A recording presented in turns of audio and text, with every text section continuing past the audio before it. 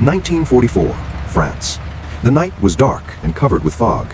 Several American military trucks slowly moved along a muddy road near a small French village. The soldiers did not look like they were preparing for a normal battle. They moved quietly, cautiously, and according to a precise plan. The trucks stopped near an old farm. Officers unfolded their maps and carefully studied the surroundings. In the distance, artillery could be heard. But what was happening here was not a normal battle preparation. Strange packages were unloaded from the trucks. They were large, wrapped in canvas, and shaped like tanks. The soldiers started air pumps. Slowly, the fabric structures began to inflate. Within moments, they took the shape of real tanks. In just a few minutes, the entire field had changed.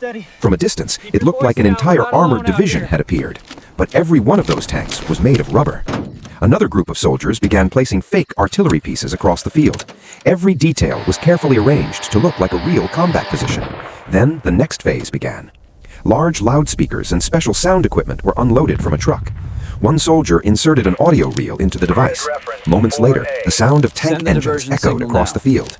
It sounded as if hundreds of armored vehicles were preparing to move. At the same time, other soldiers began operating a radio station. They deliberately transmitted loud military commands. The radio signals created the illusion of a massive army. Dawn slowly began to rise. Through the fog, the field now looked like the staging area of a huge armored force.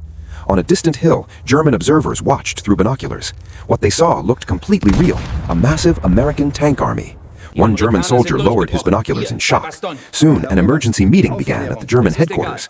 Officers marked the new American threat on their maps. Orders were immediately given. German forces had to move toward this location. Tanks and trucks quickly began moving, but they did not know one crucial thing. That army did not actually exist.